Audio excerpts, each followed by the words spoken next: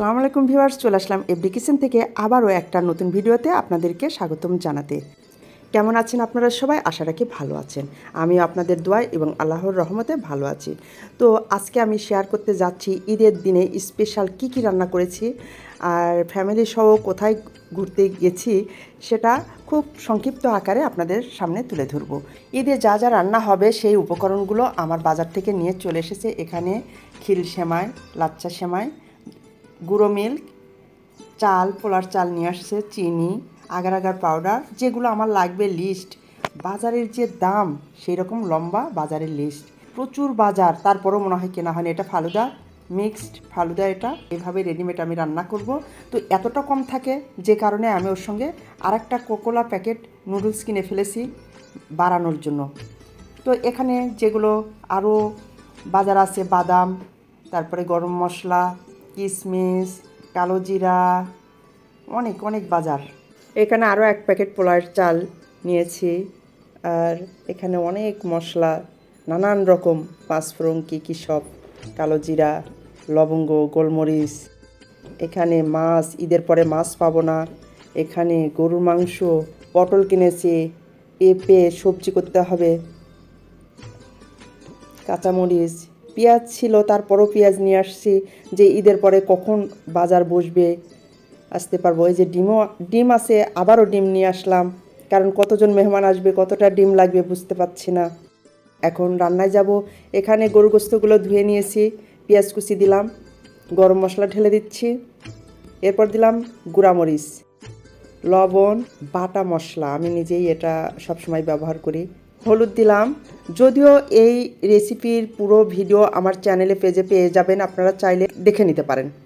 এখানে দুটো তেজপাতা, তেল, আদা বাটা, রসুন বাটা সব দিয়ে দিলাম। এখন ভালো করে মেখে নিচ্ছি। অন্য পাশে একটা চুলায় প্যান তুলে দিয়ে তাতে রান্নার রেগুলার তেল গরম করে নিয়ে চিকেনগুলো আগে ম্যারিনেট করে রেখেছিলাম সেগুলো গরম তেলে দিয়ে দিলাম। অন্য চুলায় গরু গোস্ত যাতে না লেগে যায়, না পুড়ে যায়, সেজন্য নাড়াচাড়া করে দিলাম। আবারও ঢেকে দিলাম। এপাশে চিকেনটা উল্টে দিচ্ছি। দুই পাশে হয়ে গেলে তুলে নিলাম। আবারও বাকি পিসগুলো গরম তেলে দিয়ে দিলাম।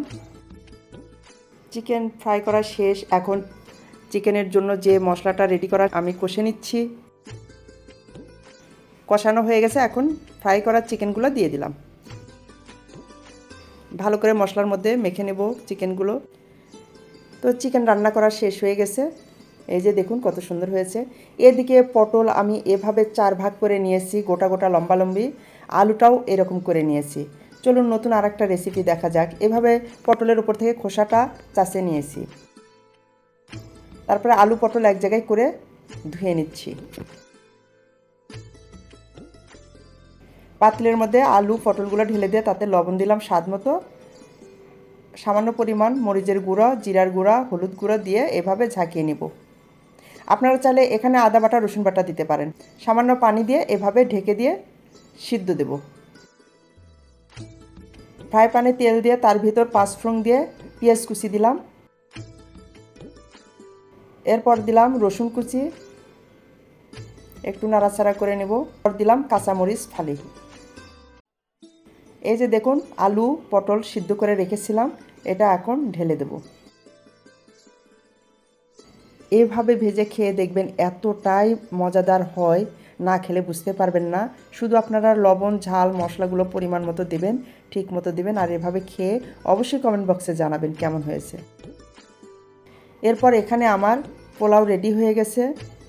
সব কিছুরই রেসিপি দেওয়া আছে, শুধু ঈদে স্পেশালভাবে আমি যা যা করছি তাই এখানে দেখাচ্ছি। এখানে জর্দা সেমাই, মাছ এইভাবে ভাজি করে রেখেছি আমি, চিকেন চাইনিজ ভেজিটেবলস। এখানে আছে ফালুদা, আইসক্রিম লাগবেই ফালুদার সঙ্গে, আর যে গরম পড়েছে আইসক্রিম ছাড়া তো চলবেই না আজকের দিনে। লাচ্চা সেমাই রান্না হয়ে গেছে।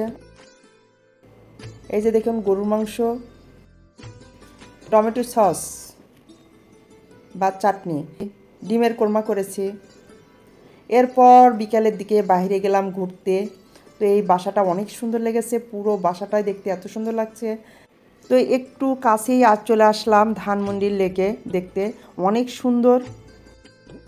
শেয়ার না করলেই না, অনেক এরিয়া জুড়ে এই লেকটা অনেক ভালো লেগেছে, যে কারণে ভাবলাম আপনাদেরকে না দেখালে আমার ভালো লাগবে না। তো ফ্যামিলির সহ এখানে চলে আসছি আমরা ঘুরতে, অনেক ভালো লাগছে, আপনারাও চলে আসুন। এতটা ঠান্ডা বাতাস ছিল বোঝানোর মতো না, খুবই ভালো লেগেছে, না গেলে বোঝা যেত না কতটা সুন্দর। অনেক মানুষ ঘুরছে এখানে। পুরাতন একটা বট গাছ, যার নিচে দিয়ে যেতে আমার গাটা শিউরে উঠছিল। এই যে রাস্তাটা অনেক সুন্দর, আর দূরে থেকে লেক দেখতে এতটা সুন্দর লাগছিল। প্রকৃতির যে দৃশ্য তা সত্যিই প্রেমে পড়ার মতো, যে কেউ আসলে এই প্রকৃতির প্রেমে পড়ে যাবেন।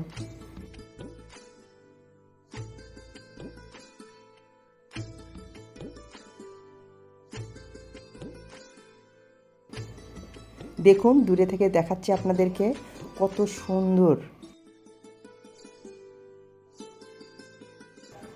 এখানে লেকের ভেতরে একটা ভাসমান বাগান, মানে গাছ লাগানো, ছোট্ট একটা গার্ডেন বলতে পারেন।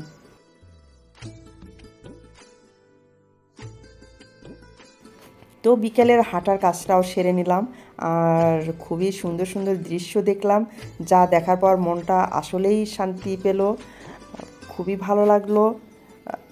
আপনারাও চলে আসবেন এই শান্তিটা পাওয়ার জন্য। তো রাস্তা এতটা সুন্দর যে হাঁটতে ভালো লাগছে। লেকের চারপাশেই এত সুন্দর সুন্দর বিল্ডিং, আর এখানে অনেক ফুচকার দোকান, ফুচকার সাথে আরও ফাস্টফুড অনেক দেখলাম। এক পাশে ঘুরে এখন রাস্তা দিয়ে অন্য পাশে যাচ্ছি। তো অন্য পাশে যেতেও দেখুন অনেক সুন্দর একটা পুরাতন বটগাছ, আবার রাস্তাটাও দেখতে অনেক সুন্দর।